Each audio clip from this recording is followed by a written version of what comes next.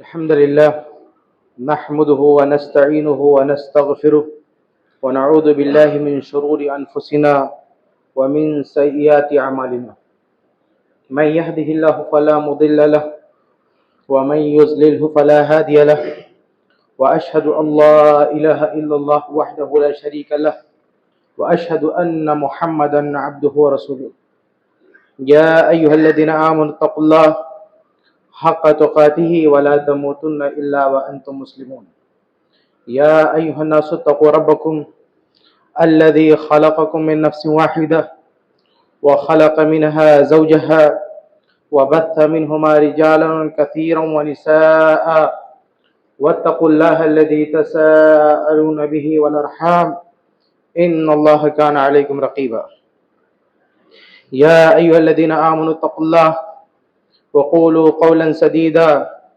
يصلح لكم أعمالكم ويغفر لكم ذنوبكم ومن يطع الله ورسوله فقد فاز فوزا عظيما أما بعد فإن أصدق الحديث كتاب الله وأحسن الهدي هدي محمد صلى الله عليه وسلم وشر الأمور محدثاتها وكل محدثة بدعة وكل بدعة ضلالة وكل ضلالة في النار۔ محترم سامعین سامعات، آج جس موضوع کے تحت کچھ باتیں پیش کرنی ہیں وہ ہے تجارت سے متعلق اسلام کے اصول۔ جو تجارتی معاملات ہیں اس سے متعلق اسلام کے کچھ موٹے موٹے اصول۔ بہرحال میں آپ کے سامنے کچھ اہم باتیں رکھنے کی کوشش کروں گا۔ سب سے پہلے تجارت سے متعلق یہ سمجھ لیں کہ اسلام نے تجارت کی بڑی حوصلہ افزائی کی ہے، اور تجارت کے ذریعے آدمی خود کو بھی فائدہ پہنچاتا ہے، اپنے پریوار کو بھی فائدہ پہنچاتا ہے، اپنی قوم کو بھی فائدہ پہنچاتا ہے۔ اور اسلامی تاریخ پڑھیں گے تو آپ کو پتہ چلے گا کہ بہت سارے انبیاء علیہ السلام نے بھی تجارت کی ہے، خود ہمارے نبی صلی اللہ علیہ وسلم نے بھی یہ کام کیا ہے، صحابہ کرام رضی اللہ عنہم نے بھی کیا ہے۔ بلکہ ایک عجیب بات یہ ہے کہ بہت سارے لوگ تاجروں کے بارے میں یہ غلط فہمی پال لیتے ہیں کہ یہ دنیا دار ہے، یعنی ان کو دنیا پرست خیال کرتے ہیں۔ حالانکہ حقیقت میں اگر ایک آدمی کے پاس علم کے ساتھ مال دونوں جمع ہو جائے، علم مال دینداری، تو اس کا مقابلہ یعنی اجر میں، ثواب میں اس کا مقابلہ امپاسبل ہو ہی نہیں سکتا۔ کوئی بھی آدمی اسے پچھاڑ نہیں سکتا کمپٹیشن میں۔ کون سے کمپٹیشن میں؟ اجر کی کمپٹیشن میں، ثواب کے کمپٹیشن میں۔ آپ خود دیکھ لیں کہ صحابہ میں جو ٹاپ 10 صحابہ ہیں جن کو اسی دنیا میں جنت کی بشارت دی گئی، جو 10 صحابہ، اس میں اکثریت مالداروں کی ہے۔ وہ 10 صحابہ جن کو اسی دنیا میں جنت کی سرٹیفکیٹ دی گئی، یہ کوئی معمولی بات ہے؟ کسی دنیا میں کہہ دیا جائے کہ مرنے کے بعد کنفرم ہے آپ کا جنت میں جانا، اس میں اکثریت مالدار صحابہ کی ہے۔ صحابہ کے سب سے بڑے مالدار صحابہ میں عبد الرحمن بن عوف رضی اللہ تعالیٰ عنہ، وہ انہی 10 میں سے ہیں۔ صحابہ میں ایک اور مالدار صحابی عثمان بن عفان رضی اللہ تعالیٰ عنہ، وہ انہی 10 میں آتے ہیں۔ صحابہ میں اور مالدار صحابی ابو بکر صدیق رضی اللہ تعالیٰ عنہ، وہ انہی مالدار صحابہ میں آتے ہیں۔ صحابہ میں ایک اور ایسے صحابی جو اس دنیا سے گئے تو ان کا ترکہ سب سے زیادہ تھا، زبیر ابن العوام رضی اللہ تعالیٰ عنہ، وہ بھی انہی میں سے آتے ہیں۔ شروع میں ان کے پاس کچھ نہیں تھا، لیکن بعد میں بہت کچھ ہو گیا ان کے پاس۔ اور بھی کئی صحابہ کرام، غرض یہ کہ اکثریت مالدار صحابہ کرام کی ہے۔ اس لیے یہ سمجھنا کہ مالدار ہونا یا تجارت کرنا یا مالی اعتبار سے مضبوط ہونا یہ دینداری کے منافی ہے، یہ غلط بات ہے۔ اور بہت سارے لوگ، امام ابن الجوزی رحمہ اللہ کی ایک زبردست کتاب ہے تلبیس ابلیس، بہت پیاری کتاب ہے، پڑھنی چاہیے سب کو۔ اس میں جو بہت سارے لوگ مکاریاں کرتے ہیں، شیطانی چالیں چلتے ہیں، ऊपर से कुछ अंदर से कुछ होते हैं। तो उनको बेनकाब किया है इमाम इब्नुल जौजी रहमहुल्लाह ने, ठीक है। तो उसमें उन्होंने उन लोगों पर बड़ा जबरदस्त नक्द किया है जो पैसा कमाने से मालदार बनने पर नफरत दिलाते हैं, उनको दुनियादार बनाते हैं। उनका पोल खोला है और कहा सबसे ज्यादा माल के पीछे दौड़ने वाले यही लोग होते हैं जो कहते हैं पैसा मत कमाओ। ये भिखमंगे होते हैं, ये कटोरा लेके कहीं भी बैठ जाएंगे, मालदारों को बेवकूफ बना के अच्छा खासा ऐठेंगे और मुंह से क्या बोलेंगे कि हमको माल नहीं चाहिए। सबसे बड़े लुटेरे यही होते हैं, यानी इनके पास सोर्सेज बहुत होते हैं पैसा कमाने के। मुंह से बोलते हैं हमें दुनिया नहीं चाहिए, लेकिन दौलत में सोते हैं, दौलत में सांस लेते हैं, दौलत में पड़े रहते हैं। ये बेवकूफ बना के इधर उधर ऐठते हैं। बहुत सारे लोग यानी बराह रास्त डायरेक्ट ये नहीं कहेंगे हमको पैसा चाहिए, लेकिन सिस्टम ऐसा बना के रखा है इबादत के नाम पर या जो है रस्म के नाम पर सिस्टम ऐसा बना के रखा है कि वो सिस्टम इन्हें बहुत सारा पैसा देता है। उससे बेहतर है कि सफाफी जो है साफ सुथरे तरीके से आप हलाल तरीके से कमाओ, किसी को बेवकूफ बना के, किसी को जो है मिसगाइड करके और दीन के नाम पे बिदात और खराफात इजाद करके, अलग अलग रस्में इजाद करके पैसे ऐंठते हो और लोगों से कहते हो कि पैसा नहीं कमाना चाहिए। सहाबे कराम एक से एक मालदार हुए और साफ तरीके से उन्होंने तिजारत की। बल्कि एक सहाबी का मैं नाम लूंगा कि जो हजरात भी ताजिर हैं उन्हें इनकी सीरत जरूर पढ़नी चाहिए, इनके बारे में पढ़ना चाहिए, बहुत अच्छी रहनुमाई आपको मिलेगी। वो सहाबी हैं अब्दुर्रहमान बिन औफ रजी अल्लाह ताला अन्हु, सहाबा में सबसे मालदार सहाबी, बहुत बड़ी दौलत इनको मिली थी। इनकी जिंदगी की कुछ चीजें देखें, यानी अगर कामयाब ताजिर बनना चाहते हैं तो ये हमारे लिए उसवा है अब्दुर्रहमान बिन औफ रजी अल्लाह ताला अन्हु। उस जैसा जिगर चाहिए, उस जैसी हिम्मत चाहिए और उस जैसी उसवा चाहिए, अल्लाह ताला बहुत नवाजेगा। आप जानते हैं कि अच्छा ये अशरे मुबशरा में आते हैं।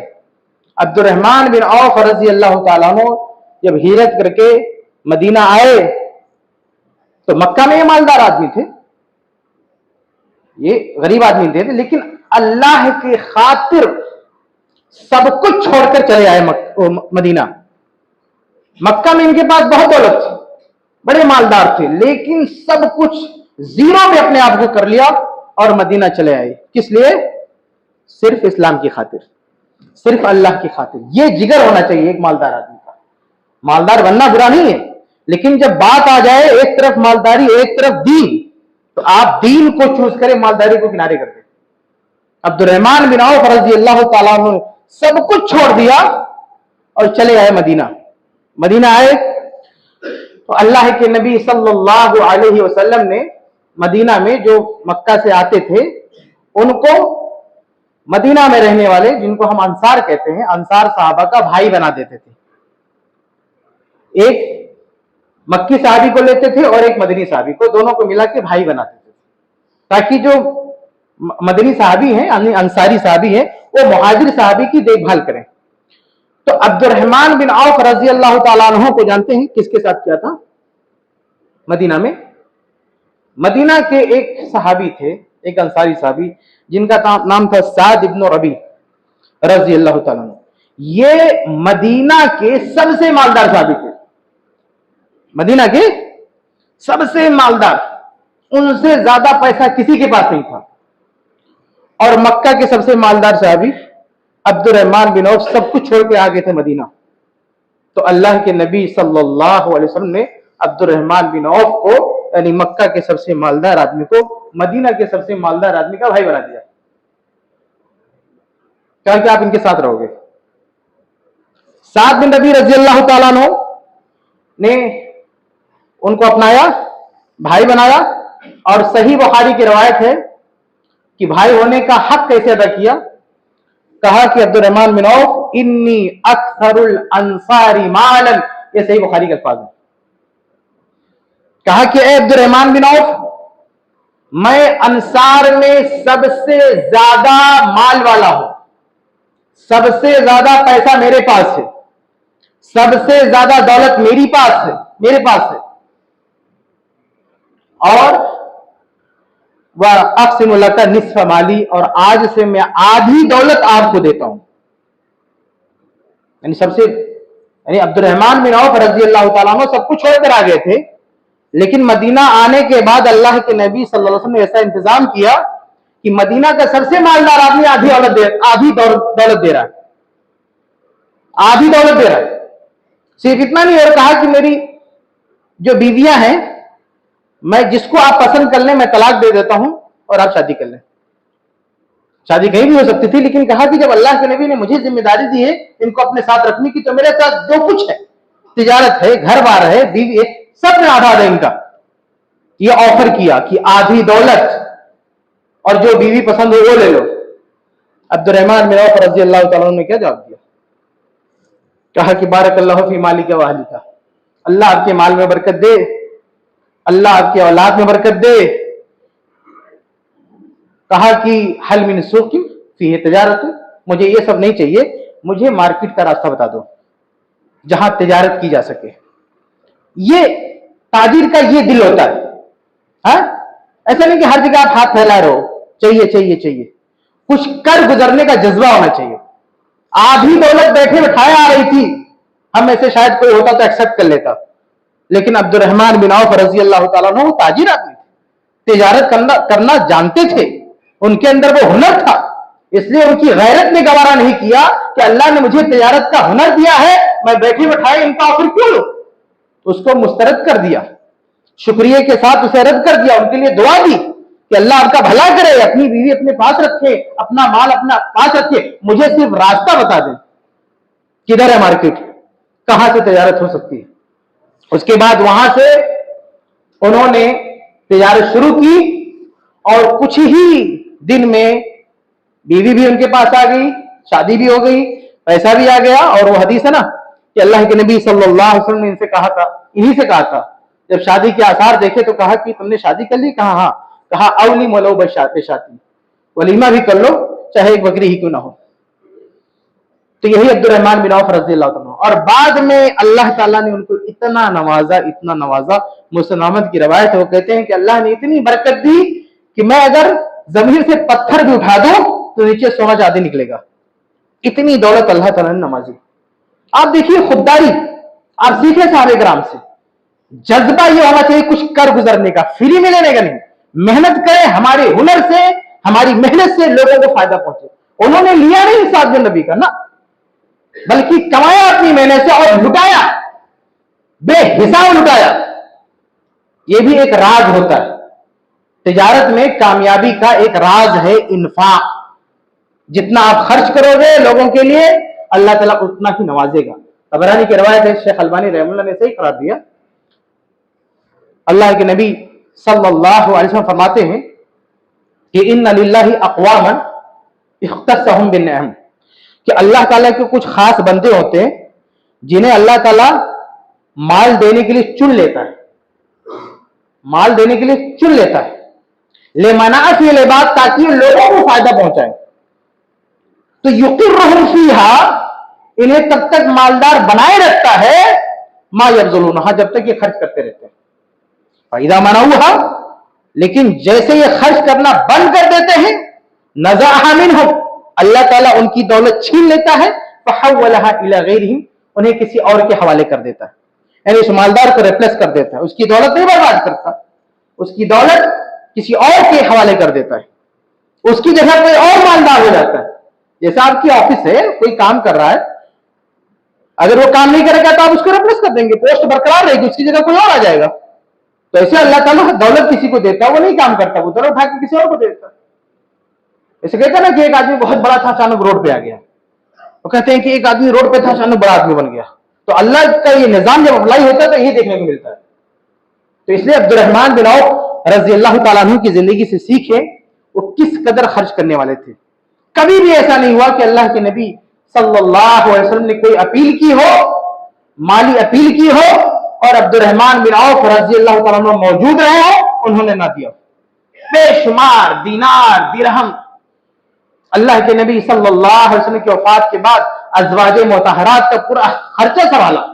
ایک بہت بڑی قیمت کا باغ بیچ کے ازواج مطہرات کو دے دیا. जो सहाबे कराम में फकरा थे, मुहाजिरीन सहाबे कराम जो फकीर थे, इनके साथी जो मक्का से आए थे, जिनके पास कुछ नहीं था, उनकी मदद करने के लिए उन्होंने बेशुमार दौलत लुटा दी। हत्ता कि जाते जाते अब्दुर्रहमान बिन औफ रजी अल्लाह तआला अन्हु ने जो वसीयत बनाई 1/3 की, वो भी बहुत बड़ी मिकदार में थी। कहा जितने बदरी सहाबी हैं जिंदा रहेंगे मेरे मरने के बाद, उनमें से हर एक को 400 दीनार देना। दीनार, एक दीनार सोने के सिक्के को बोलते हैं, सोने का सिक्का, सोने का सिक्का एक, कितना देना? 400। आप अंदाजा करें कि एक बदरी साहबी को कितना मिलेगा। और जब दिया गया तो जानते कितनी बदरी साहबी थे? उस वक्त 100 बदरी साहबा थे। 100 बदरी साहबा उनकी वफात के वक्त जिंदा थे और सबको 400 दीनार मिला। इसके अलावा एक और बाग था, कहा इसको बेच के, मेरे मरने के बाद इसको बेच के इसकी कीमत अज़वाजे मुतहरात को, यानी अल्लाह के नबी सल्लल्लाहु अलैहि वसल्लम की जो बीवियां जिंदा है उनको दे देना। कुछ और जो फकरा मुहाजिरीन थे उनके हवाले किए कि उनको दे देना। इन्होंने पूरी उम्मत को, पूरी कौम को लेके चलते थे अब्दुर्रहमान बिन औफ रजी अल्लाह तआला अन्हु। और ये उनके इन्फाक की ये बरकत थी कि अल्लाह रब्बुल आलमीन उन्हें मालदार बनाए रहा। और मालदार होने के बावजूद भी आप देखें, दो और चीजें, फिर मैं असल टॉपिक पे आता हूं। एक अहम चीज ये मेरे भाइयों कि इतने मालदार होने के बावजूद भी इबादत में सबसे आगे रहते थे।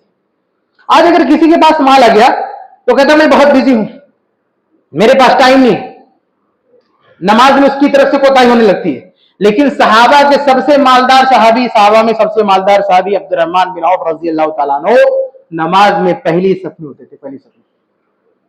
सही मुस्लिम की रवायत है कि एक मर्तबा अल्लाह के नबी सल्लल्लाहु अलैहि वसल्लम को पहुंचने में ताखीर हो गई, मुसल्ले पे नहीं आ सके, कहीं गए थे और वापस आने में ताखीर हो गई। लेकिन सहाबे कराम की तरबियत ऐसी हुई थी कि गर्चे नबी सल्लल्लाहु अलैहि वसल्लम ना आए, लेकिन अगर टाइम हो गया तो जमात खड़ी हो जाती थी। तो उस वक्त अब्दुर्रहमान बिन औफ रजी अल्लाह तआला अन्हु को आगे बढ़ा दिया गया, सबसे आगे वही थे, मुसल्ले पे खड़ा कर दिया गया। अब्दुर्रहमान बिन औफ रजी अल्लाह तआला अन्हु ने एक रकत पढ़ाई, उसके बाद पूरी नमाज पढ़ाई, और जब सलाम फेरा तो क्या देख रहे हैं कि पीछे अल्लाह के नबी सल्लल्लाहु अलैहि वसल्लम खड़े होकर अपनी छूटी हुई रकतें मुकम्मल कर रहे हैं। ये सहाबा में सबसे मालदार सहाबी हमारे नबी की इमामत कर रहा है।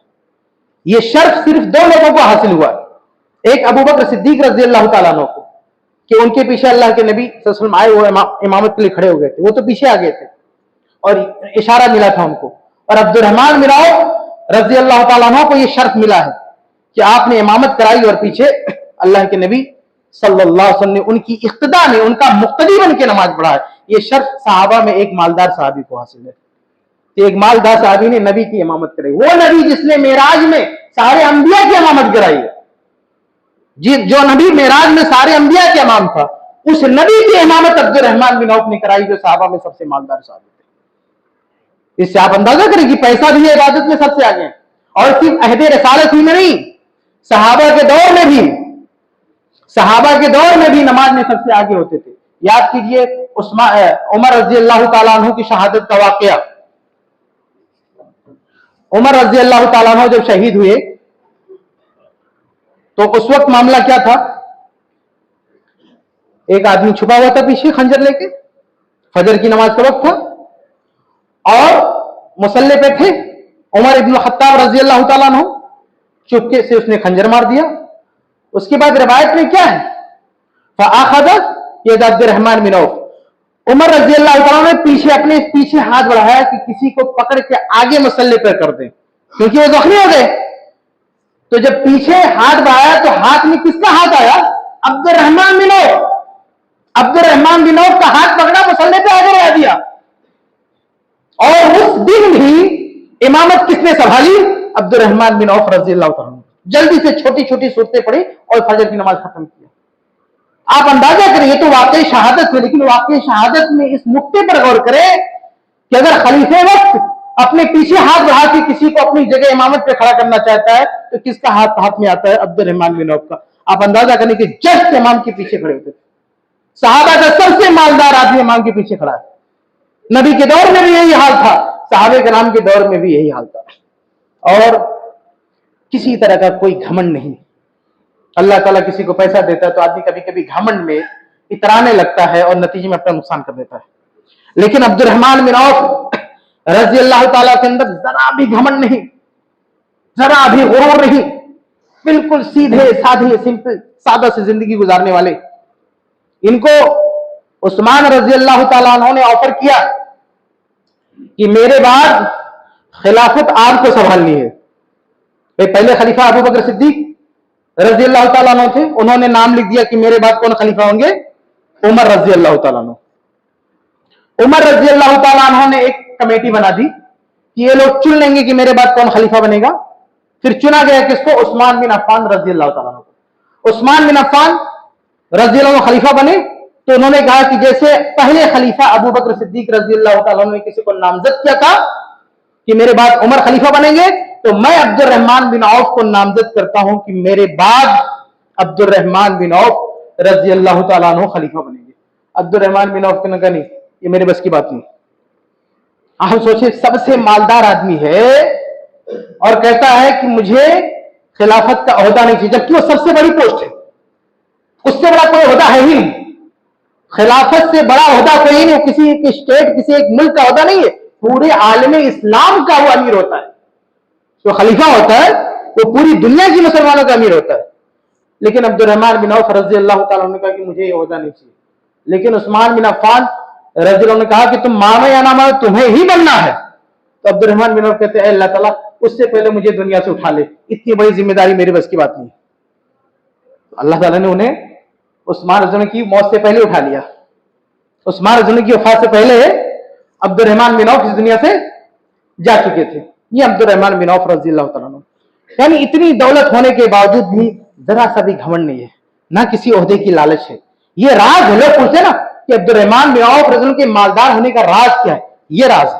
भाई तिजारत के उसूल ज़ाबित अपनी जगह पे, लेकिन आप एक मुसलमान ताजिर, एक सहाबी ताजिर की जिंदगी भी कभी पढ़े, वहां से सीखने की तिजारत कैसे की जाती है, कामयाब ताजिर कैसे बना जाता है। तो अब्दुर्रहमान बिन औफ रज़ी अल्लाह ताला अन्हु, उनके अंदर जरा सा भी ओहदे की लालच नहीं, बल्कि अच्छा इन सब के बावजूद आप देखें, यानी सबसे मालदार आदमी है, सबसे ज्यादा इबादत गुजार आदमी है, ओहदे की कोई लालच नहीं है और इल्म की भी कोई कमी नहीं है।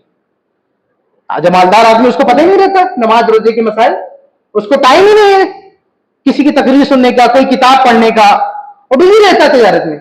लेकिन अब्दुर्रहमान बिन औफ रज़ी अल्लाह ताला अन्हु ये तिजारत के साथ साथ, मालदार होने के साथ साथ एक आलिम और अहादीस के रावी थे। सही बुखारी का वाकया है कि उमर रज़ी अल्लाह ताला अन्हु जब सफर पर निकले, पता चला कि आगे वो वबा फैली हुई, जैसे हमारे यहाँ कोरोना आया हुआ था। तो मशवरा किया कि क्या किया जाए, क्या आगे जाना चाहिए कि नहीं जाना चाहिए। तो फिर सबने ये मशवरा किया कि नहीं जाना चाहिए, हम वहां नहीं जाएंगे।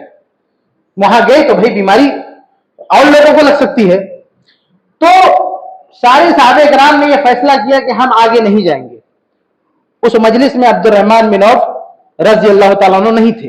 वो बाद में आए और सुना कि यह फैसला हुआ है, तो उमर फारूक के पास गए और कहा, उमर आपने जो फैसला किया है इस हवाले से मेरे पास तो हदीस रसूल है। क्या हदीस रसूल है? कहा हदीस ये है कि अल्लाह के नबी सल्लल्लाहु अलैहि वसल्लम ने फरमाया है कि जब तुम किसी सरजमीन के बारे में सुनो कि वहां जो है वबा फैली हुई है, फला तक तुम वहां मत जाओ, और जहां पे तुम हो वबा फैल गई तो वहां से निकलो मत। जैसे कोरोना में लॉकडाउन लगा था तो वही तालीम दी कि जहां हो वहां से निकलना नहीं और जहां नहीं वहां जाना नहीं, और वही फैसला हुआ था। अब जब उमर इब्न खत्ताब रज़ी अल्लाह तआला ने ये सुना कि मैंने जो फैसला किया उसके मुताबिक तो हदीस मौजूद है, तो बहुत खुशी हो। लेकिन आप अंदाजा करें, इस पूरी मजलिस में ये हदीस किसी को नहीं मालूम थी सिवाय अब्दुर्रहमान बिन औफ के। आप सोचिए कि कितना इल्म से भी कितना गहरा रिश्ता है। इतने बड़े बड़े अकाबिर सहाबा, उन्हें ये हदीस नहीं मालूम है, लेकिन अब्दुर्रहमान बिन औफ रज़ी अल्लाह तआला अन्हु को ये हदीस मालूम है। तो आप सोचें कि मालदार सहाबी, एक ताजी सहाबी, उसका इबादत से भी गहरा रिश्ता, इल्म से भी गहरा रिश्ता, हत्ता की जिहाद से भी गहरा रिश्ता। अल्लाह के नबी सल्लल्लाहु अलैहि वसल्लम के साथ कोई ऐसी लड़ाई नहीं जहां वो शरीक न हुई हो, हर लड़ाई में उन्होंने शिरकत की है। और इसके साथ साथ मैं एक आखिरी चीज इनके बारे में जिक्र कर दूं, इसके साथ साथ अपनी फैमिली अपने बाल बच्चों के साथ भी इंतहाई नरम। आजकल क्या होता है, जिसको अल्लाह ताला ने ताकत दी है, पैसा दिया है, थोड़ा सा झगड़ा हुआ अपनी बीवी को तलाक तलाक तलाक, यानी किसी को कोई अहमियत नहीं देता, बच्चों को पीटता है, बीवी को बिल्कुल जो है बेहैसियत बना के रखता है, बात बात में तलाक। आदमी को गुस्से का कंट्रोल नहीं, गुस्से पे कोई कंट्रोल नहीं, फौरन तलाक दे देता है। लेकिन कुव्वते बर्दाश्त देखें, तलकात इब्न साद की रवायत है कि अब्दुर्रहमान बिन औफ रजी अल्लाह तआला अन्हु की बीवी थी तमाजुर, तमाजुर रजी अल्लाह अन्हा। अब ये भी बहुत खुशकिस्मत थी, अल्लाह के नबी सल्लल्लाहु अलैहि वसल्लम ने सजेस्ट किया था इनसे शादी को, इनसे शादी हो गई। भाई किसी जन्नती सहाबी से शादी होना कोई छोटी बात है, बहुत बड़ी बात है। अब ये बीमार थे, बीमार होने के बाद इनकी बीवी ने कुछ कह दिया, तो उन्होंने कहा कि अगर तुम्हें मेरे साथ नहीं रहना है तो तुम कहो, मैं तुमको तलाक दे देता हूं। ये नहीं कि गुस्से में कह दिया तलाक तलाक, नहीं, कहा अगर तुम्हें नहीं रहना है तो सोच लो, अलग हो जाओ मुझसे। तो उनकी बीवी ने कहा ठीक है, मुझे नहीं रहना तुम्हारे साथ। तो अब्दुर्रहमान बिन औफ रज़ियल्लाहु अन्हु ने पूछा कि ये बताओ तुम पाक हो या नापाक हो, यानी हैज से हो, क्योंकि हैज की हालत में तलाक नहीं दे सकते। उन्होंने कहा मैं तो हैज की हालत में हूं। कहा ठीक है, जब पाक हो जाना तब बताना। अब बताइए, आज हमारे पूरे माशरे में कोई एक आदमी को पाएंगे जो तलाक देने से पहले इंक्वायरी किया हो कि तुम किस कंडीशन में हो? वो दिमाग खराब होता, गुस्सा आता, तलाक तलाक फौरन बोल देते हैं। लेकिन अब्दुर्रहमान बिन औफ रज़ियल्लाहु ताला अन्हु ने पूरी तरह से, निहायत नरमी से और पूरी संजीदगी से बात किया, यानी कोई झगड़ा नहीं, कोई गुस्सा नहीं, और उनकी मर्जी पर यह भी नहीं कि मैं तुमको नहीं रखना चाहता, उन पर डाल दिया कि अगर तुम्हें रहना हो, अगर तुम्हें मुझसे कोई तकलीफ है तो अलग हो जाओ। इतनी नरमी से अपनी बीवी से बात करे, वो भी किसके हाथ में जन्नत की सर्टिफिकेट है, और सहाबा में जन्नती सहाबी, और सहाबा में यानी उस मुआशरे में, उस समाज के सबसे मालदार सहाबी, और अपनी बीवी से कह रहा है कि तुम्हारी मर्जी, तुम्हें रहना हो रहो, मैं तुमको हटा नहीं रहा हूं, तलाक नहीं दूंगा, लेकिन अगर नहीं जमता है तो चली जाओ। बहरहाल उन्होंने तलाक ले लिया, और बाद में उनकी किस्मत बहुत अच्छी थी, बाद में एक जन्नती साहबी ने तलाक दिया तो दूसरे जन्नती साहबी से उनकी शादी होगी, जुबैर रज़ियल्लाहु ताला अन्हु से। बहरहाल एक अलग टॉपिक है, मैं कहना ही चाहता हूं कि इनके अंदर कितनी नरमी थी, अब्दुर्रहमान बिन औफ रज़ियल्लाहु ताला अन्हु। तो अगर किसी को तिजारत करनी है, तिजारत के बारे में जानना है, तो टेक्निकल चीजें जानने के साथ साथ जो ताजिर सहाबा हैं उनकी सीरत पढ़ें, उनके वाकयात पढ़ें, उनके वाकयात में हमारे लिए बहुत सारी रहनुमाई मिलेगी। अब आइए कुछ बुनियादी उसूल में आपके सामने रख दूं। देखिए, तिजारत से मुतालिक अगर हम शर्तों की बात करें, उसूलों की बात करें, तो उसको दो किस्मों में बांट सकते हैं।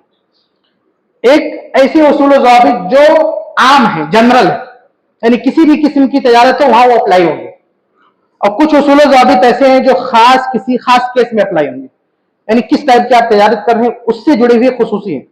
तो ये दूसरी टाइप की जो शर्तें हैं, जो वजाहतें हैं, इस पे हम बात कर ही नहीं सकते क्योंकि इसके लिए बहुत सारा वक्त चाहिए। अलबत्ता जो जनरल उसूल हैं जिन्हें हर जगह अप्लाई करना होता है, जिनका ध्यान हर आदमी को रखना होता है, वो मैं आपके सामने जिक्र कर देता हूं। सबसे पहली चीज ये है मेरे भाइयों कि तिजारत के मामला वही अंजाम देगा जो तिजारत की अहलियत रखता हो, जिसके अंदर तिजारत की अहलियत हो।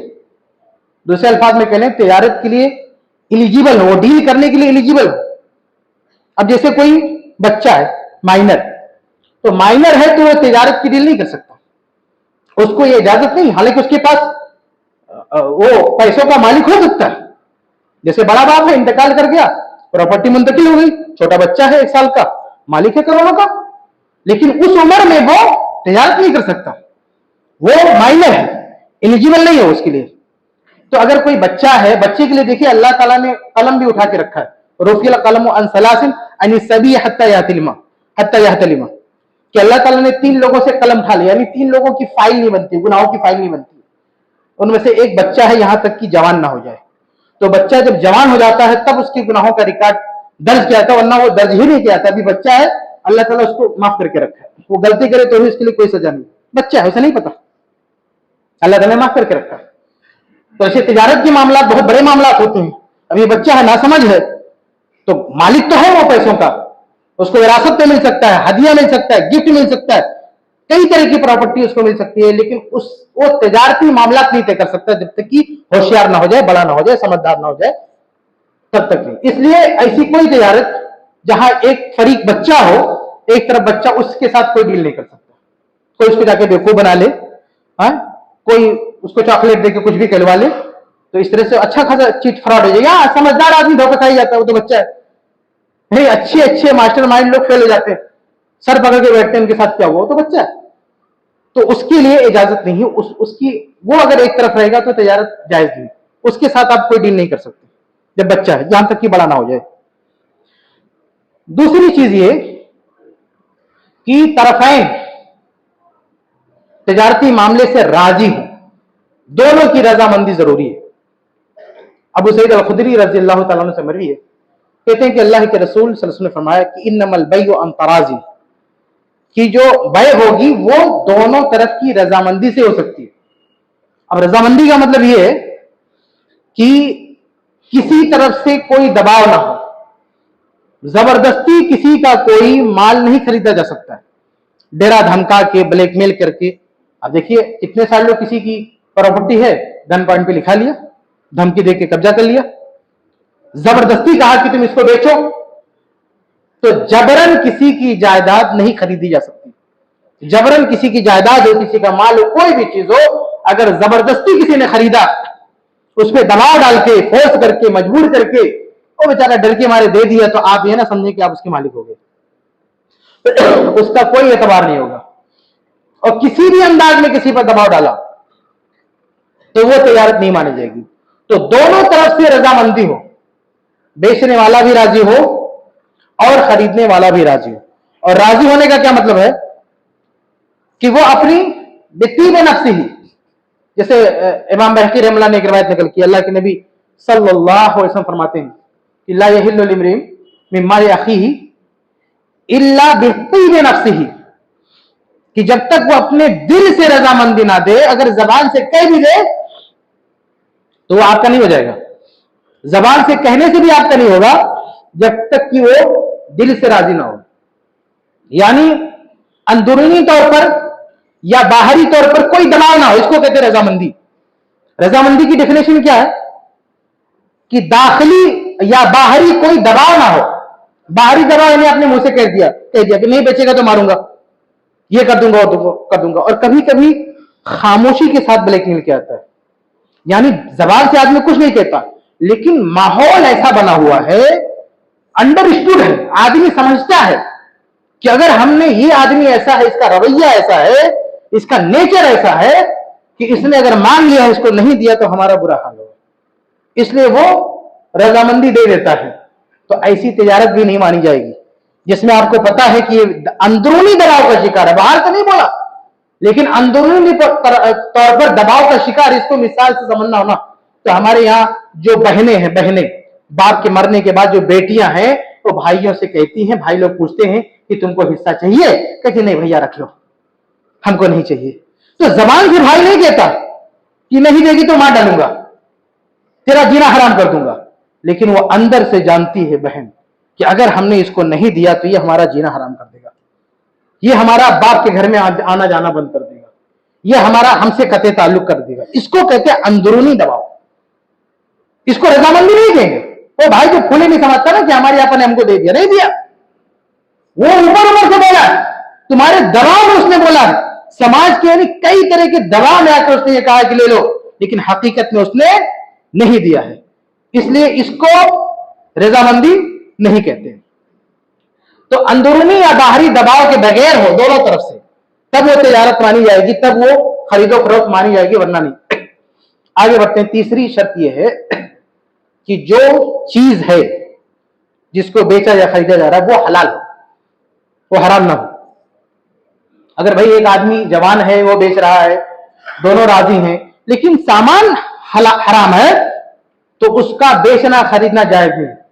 जैसे शराब है, सुअर का गोश्त है, जितनी भी चीजें हराम हैं इस्लाम में, आप उनकी तिजारत नहीं कर सकते, उनकी खरीदो फरोख्त जायज नहीं है। आज जैसे एक छोटी सी चीज है, हमारे यहाँ बहुत आम है, बीड़ी, सिगरेट, तंबाकू वगैरह हराम है, पूरी दुनिया इसको गलत कहती है। उसकी पॉकेट पे वो खुद बोलता है कि मैं डेंजर हूं, उसमें लिखा रहता है कि सिगरेट पीना तुम्हारे लिए नुकसानदेह है। पॉकेट पे भी लिखा रहता है, गुटखे का जो पॉकेट है, अब तो उसमें बिच्छू वगैरह का फोटो लगाया रहता है ताकि जो पढ़ा लिखा नहीं ना वो भी समझ जाए कि भाई ये डेंजर है। पूछेंगे ये क्या है, लोग बताएं इसे कैंसर होता है। तो ये मतलब वो खुद अपने आप में बोलता है कि मैं डेंजर हूं। वो चीज हलाल कैसे हो सकती है? तो ऐसी चीजों की तिजारत हराम है, इसको बेचना भी हराम है और इसका खरीदना भी हराम है। इसी तरह से जो सूदी कारोबार है, सूद इस्लाम में हराम है, इसलिए सूद से जुड़ा हुआ कोई कारोबार हलाल। अल्लाह के नबी सल्लल्लाहु अलैहि वसल्लम की बहुत ही वाज़ेह हदीस है सही मुस्लिम की कि अल्लाह के नबी ने लानत की, लाना रसूलुल्लाह आकिल रिबा व मुकिलहु व कातिबहु व शाहिदहु व क़ाल हुम सवाउन, कि अल्लाह ताला ने लानत की है, अल्लाह के नबी ने लानत की है सूद खाने वाले पर, सूद खिलाने वाले पर, उसके मामलात को लिखने वाले पर और इसी तरह से उसके ताल्लुक से गवाही देने वाले पर, और कहा कि हुम सवाउन, ये सब बराबर है, गुनाह में सब बराबर है। वो ये ना समझे कि सूद ये खा रहा है और वो खिला रहा है, मैं तो सिर्फ कुछ लिख रहा हूं। जैसे कुछ लोग हैं बैंक में जॉब कर रहे हैं, अब कहते हैं कि हम तो कुछ लिख नहीं रहे, हम तो कुछ ना खा रहे नहीं खिला रहे, हम तो एक जॉब कर रहे हैं। कोई आदमी बैंक की वेबसाइट बना रहा है, बैंक के लिए सॉफ्टवेयर बना रहा है, उसके लिए ऐप बना रहा है, ये सब लिखने वाली चीजें हैं, बनाने वाली चीजें। अब वो सोचे कि हमारा क्या उसमें रोल है, हम तो एक छोटा सा सामान बना के दे रहे हैं। तो अल्लाह के रसूल ने वजाहत कर दी है कि सूद खाने खिलाने और उसके आसपास जो भी नजर आया उसमें इन्वॉल्व हुआ, हम सवाउन, ये सब बराबर है। कैसे बराबर है? गुनाह सबका एक सा है, किसी का कम नहीं है। इसको मिसाल से समझना हो तो ये समझो कि एक आदमी को 5 आदमियों ने पकड़ के मार डाला। किसी ने उसकी मुंडी पकड़ी, किसी ने उसका पांव पकड़ा, किसी ने उसका हाथ पकड़ा, एक ने उसका गला काट दिया। तो अब अगर सजाए मौत होगी तो सिर्फ वो गला काटने वाले को होगी, तो जो पांव पकड़ा था उसकी भी होगी। अब वो बोले कि नहीं जज साहब, मैं तो सिर्फ पांव पकड़ा था, गर्दन ये काट रहा था, वो छूट जाएगा। हम सब बराबर, उसका खून करने में सब बराबर है, जिसने हाथ पकड़ा, जिसने पांव पकड़ा, जिसने चोरी चलाई, सब बराबर। ऐसे सूद का मसला है। सूद के में आप घुसे तो चाहे खाने वाला हो, चाहे खिलाने वाला हो, चाहे लिखने वाला हो, चाहे किसी तरह से कोई ताउन करने वाला हो, गवाही देने वाला हो, हम सवाउन, सब के सब बराबर है। तो तीसरा उसूल ये है मेरे भाइयों कि माल जिसकी तिजारत करनी है वो हराम नहीं होना चाहिए। हराम की जितनी भी शक्लें, एक पूरा समझो इसका एक लंबी फहरिस्त है कि हराम की क्या क्या चीजें। जो चीज भी इस्लाम ने हराम करार दिया है उसकी तिजारत नहीं हो सकती, उसका जो है उसकी खरीदो फरोख्त नहीं हो सकती। आगे बढ़ते हैं। चौथी चीज यह है कि जो चीज बेची और खरीदी जा रही है तो जो बेच रहा है वो उसका मालिक हो।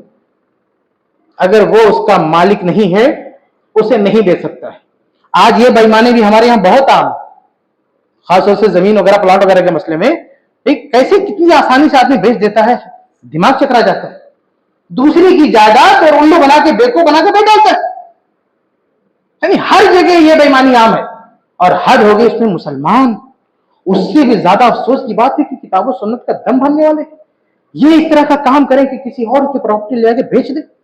ये हराम और नाजायज है। कौन बेच सकता है? जो मालिक हो, और अगर मालिक ना हो तो मालिक ने उसे ये काम सौंपा तो भी बेच सकता है। इसको कहते हैं वकील। भाई मुझे अगर किसी जमीन के ऑनर ने मुझको ये कहा है, मुझको हायर किया कि भाई मेरी ये प्रॉपर्टी बेचवा दो, तो भी मैं बेच सकता, मुझे वकील बनाया। लेकिन ना मुझे किसी ने वकील बनाया, ना मैं उसका मालिक हूं, मैं क्यों बेच दूंगा? लेकिन ये हरामखोरी आम है, ये तिजारत आम है, बेचने वाला और इसमें खरीदने वाले को भी पूरी तरह से इंक्वायरी करना चाहिए। सिर्फ बेचना हराम नहीं है, आपको पता चल गया ना कि दूसरे का, तो आपको खरीदना भी हराम है, बेचना भी हराम है और उसका खरीदना भी हराम है। इसलिए बेचने वाले को भी जो है आगाह रहना चाहिए और जो खरीदने वाला है उसे भी पूरी तरह से जो है मुतनब्बे आगाह रहना चाहिए। ऐसा ना हो कि उसकी अनजाने में वो किसी दूसरे का नुकसान कर बैठे। गर्चे उसकी गलती नहीं है, उसे नहीं पता है, लेकिन उसे ये तो पता है कि ऐसा धोखा हो रहा है।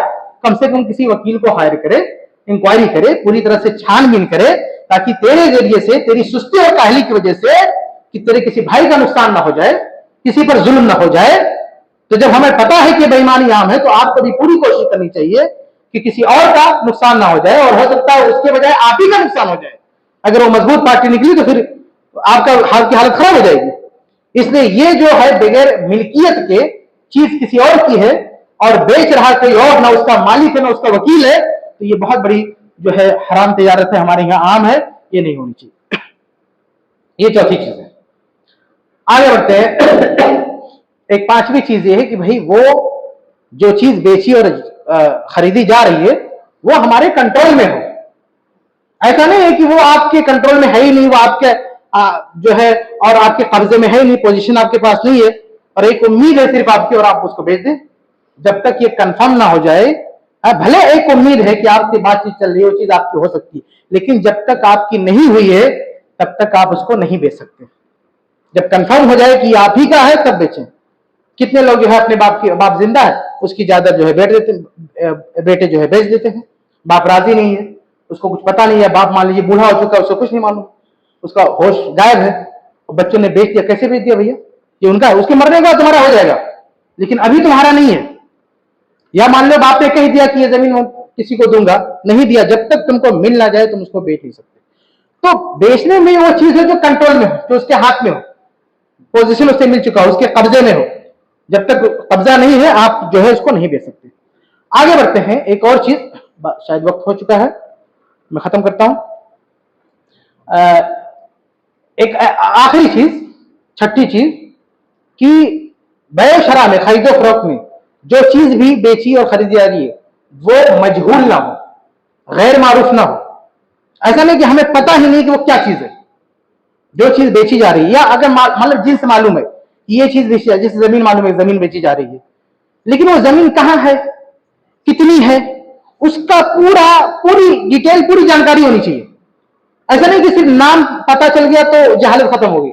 नाम भी पता हो, उसकी उसका पूरा नक्शा पता हो कि कितनी जमीन है, कैसे है, कहां पे है, हर चीज मालूम है, उसकी कीमत भी, हद तक की कीमत भी।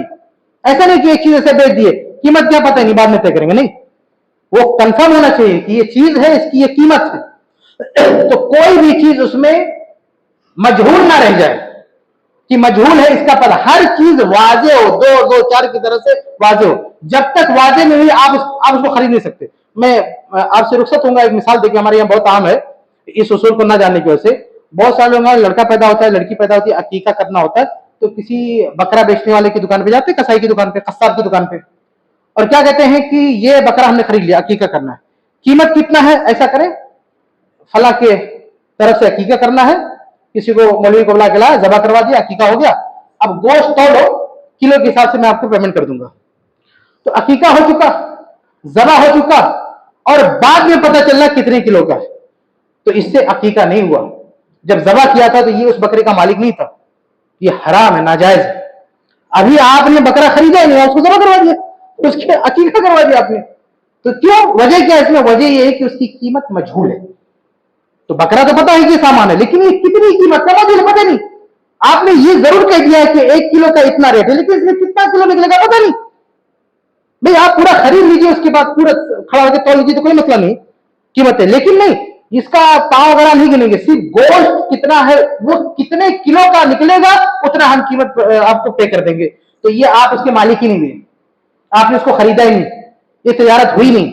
इसलिए मजहूल, यानी कोई भी चीज मजहूल नहीं देनी चाहिए खरीदो फरोख्त में। हर चीज ओपन हो, क्या चीज है उसका नाम वाजे हो, कितने मिकदार में ये वाजे हो, उसकी कीमत क्या है ये भी वाजे हो, कीमत अभी देनी है या बाद में देनी है ये भी वाजे हो, हर चीज क्लियर हो, तब जाके तजारत होगी। इसमें कोई भी चीज अगर आपने छुपाई या उसको गोल मोल किया तो तजारत नहीं मानी जाएगी। तो ये कुछ बुनियादी उसूल हैं जो हर जगह अप्लाई होते हैं। मैंने वो उसूल आपके सामने, वो शर्तें आपके सामने रखी हैं जो हर तजारती मामलात में अप्लाई होंगे। बाकी कुछ तजारती चीजें ऐसी हैं कि वहां के लिए खास, उस चीज के लिए अलग अलग और ज़ाब्ते और उसूल हो सकते हैं, लेकिन कम से कम ये जो 6 चीजें मैंने आपको बताया, ये 6 चीजें किसी भी तरह की तजारत हो, कोई भी चीज खरीदा बेचना हो, उन तमाम जगहों पे कम से कम 6 चीजें तो आपको नोट करना है। बाकी कोई चीज ऐसी भी हो सकती है जहां कुछ और चीज आपको देखनी हो, लेकिन ये तो कंपलसरी है कि 6 चीजें देखना। तो ये चंद चीजें मैं आपके सामने रख सका हूं। अल्लाह ताला से दुआ है कि अल्लाह ताला हम सबको तौफीक अता फरमाए कि हम हर तरह के मामलात को किताब और सुन्नत की रोशनी में अंजाम दें। आमीन या रब्बल आलमीन।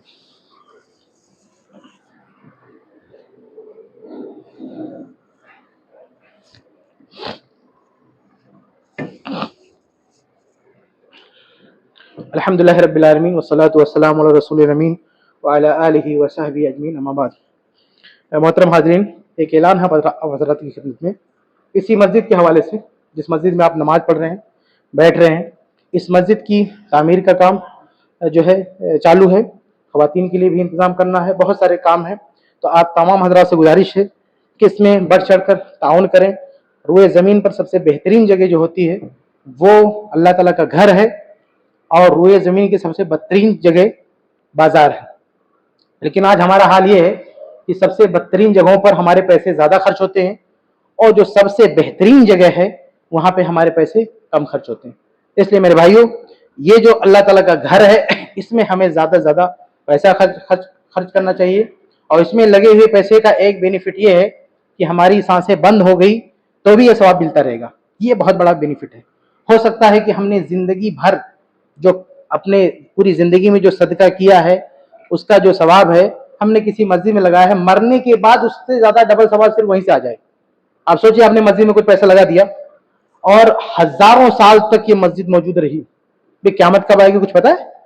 कब्र में हो सकता है हम हज़ारों साल रहें मरने के बाद, तो हज़ारों साल में ये सवाब कितना हो जाएगा आप सोचें। यानी हमारी जो 60 साल जिंदगी है, ये जिंदगी 10 गुना बढ़ा दी जाए तो भी उतना सवाब नहीं पाएंगे जितना सवाब जारिया हमको सवाब दे देगा। इसलिए ऐसी जगहों पे ज्यादा खर्च करना चाहिए जहां सवाब अनलिमिटेड हो, जहां सवाब की कोई हद नहीं है, जहां ये खाता कभी क्लोज ही होने वाला नहीं है, आपके अकाउंट में हमेशा क्रेडिट होता रहेगा, आपके मरने के बाद भी मिलता रहेगा। इससे बेहतर कोई जगह नहीं। बाकी दूसरी जगहों पर खर्चा किया, मतलब वो भी अच्छी जगह है, लेकिन वो एक लिमिट है, वहां पे सवाब की एक लिमिट है, उसके बाद वो सवाब बंद हो जाएगा। लेकिन यहाँ आपने खर्चा किया किसी मस्जिद में और इसकी इल्मी मामलात में, दीनी मामलात में, तो ये आपका इसका फायदा हमेशा जारी रहता है और फिर आपका सवाब भी हमेशा जारी रहेगा। इसलिए मेरे भाइयों, आप लोगों से गुजारिश है कि जितना हो सके खूब पैसे कमाएं, मेहनत से जितना हो सके आप किताब और सुन्नत की रोशनी में तिजारत करें और अल्लाह ताला की राह में जितना हो सके खर्च करें। मैं बात ज्यादा नहीं लंबी करूंगा, बस एक बात कि अल्लाह के नबी सल्लल्लाहु अलैहि वसल्लम और सहाबे कराम जब मक्का से हिजरत करके मदीना पहुंचे तो मदीना में क्या मसला था? मसला था उनके घर बार का, कहाँ रहेंगे, क्या करेंगे, कैसे खाएंगे, कमाएंगे, ये सारी प्रॉब्लम थी। लेकिन सबसे पहले कौन सी प्रॉब्लम सॉल्व की गई? सबसे पहले मस्जिद बनाई गई। सबसे पहले वो मसला हल किया गया कि सबसे पहले हमारी इबादत की जगह हो, उसके बाद दीगर मसाइल हल होंगे। इसलिए मेरे भाइयों, मस्जिद की जिम्मेदारी अव्वलीन जिम्मेदारी है। हमारे सारे काम होते रहेंगे, लेकिन सारे कामों में सबसे पहले कौन सा काम होना चाहिए? सबसे पहले मस्जिद का मसला हल होना चाहिए, उसके बाद हमारे दूसरे मसाइल का नंबर है। लेकिन आज हम हर मसले हल कर लेते हैं, लेकिन मस्जिद का मसला सबसे देर में होता है, अगर होता भी है तो सबसे देर में होता है। और बहुत लोगों के जहन में तो रहता भी नहीं है कि मस्जिद की कोई जरूरत है, उसकी भी देखभाल की जरूरत है। इसलिए मेरे भाइयों, जितना हो सके आप लोग ताउन करें। अल्लाह ताला हम सबको इसकी तौफीक दे।